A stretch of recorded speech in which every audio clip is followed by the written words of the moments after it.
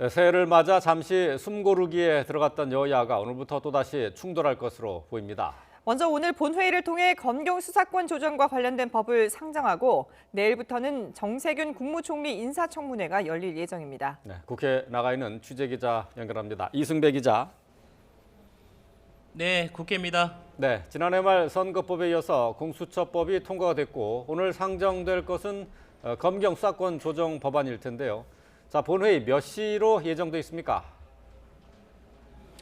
네, 본회의가 오늘 열리는 건 확실하지만 정확히 몇 시에 시작되는지는 아직 정해지지 않았습니다.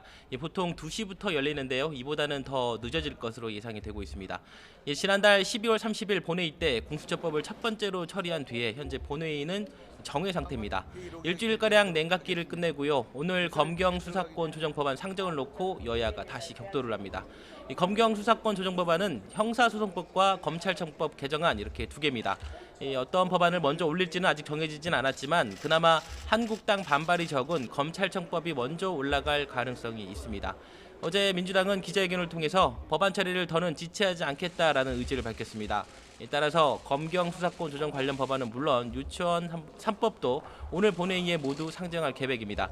이렇게 설 연휴 전까지 법안 처리 대부분이 처리가 된다면 법안 처리 시한까지 못을 박았는데요. 한국당은 지금까지 해오던 기조를 바꾸려는 움직임은 없다면서 강력 저지에 나서겠다는 뜻을 다시 한번 밝혔습니다. 특히 오늘 상정될 검경 수사권 조정 법안과 관련을 해서 경찰이 1차 수사 종결권을 갖는 것은 문제라고 강조를 했습니다. 하지만 선거법이나 공수처법에 비해서 한국당 반대가 크지 않고요. 당 내부에서도 어차피 막을 방법이 없다라는 회의론이 강한 상태입니다. 자, 그리고 내일부터는 국무총리 인사청문회도 시작되죠. 예, 맞습니다. 내일과 모레 이틀 동안 정세균 국무총리 후보자의 인사청문회가 열립니다. 법안 처리 국면과 겹친 건데요. 당연히 민주당은 적임자라고 옹호를 하고 있지만 한국당을 비롯한 보수 야당은 삼권 분립을 훼손을 했다면서 날을 바짝 세우고 있습니다.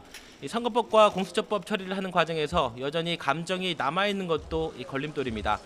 게다가 다른 국무위원과는 달리 국무총리는 인사청문회뿐만 아니라 국회 임명동의 절차를 거쳐야 하는데요. 다시 말해 본회의에 임명동의 안건을 올려서 표결을 또 거쳐야 합니다. 민주당은 일단 표결만 붙여진다면 통과는 문제가 없다고 자신을 하고 있지만 일방적으로 밀어붙이다가는 나머지 법안 처리까지 불똥이 튈 수가 있어서 보수 야당 눈치를 볼 수밖에 없습니다. 여당은 이낙연 총리의 공직자 사퇴 시한인 16일 전까지는 매듭을 지을 생각인데 청문 보고서 제출 시한 사흘을 채운 13일 표결 방안이 유력하게 나오고 있습니다. 하지만 보수 야당은 철저한 인사 검증과 함께 청문 보고서 채택 거부 등으로 시간을 끌겠다고 맞서고 있어서 진통이 예상됩니다. 지금까지 국회에서 YTN 이승배입니다.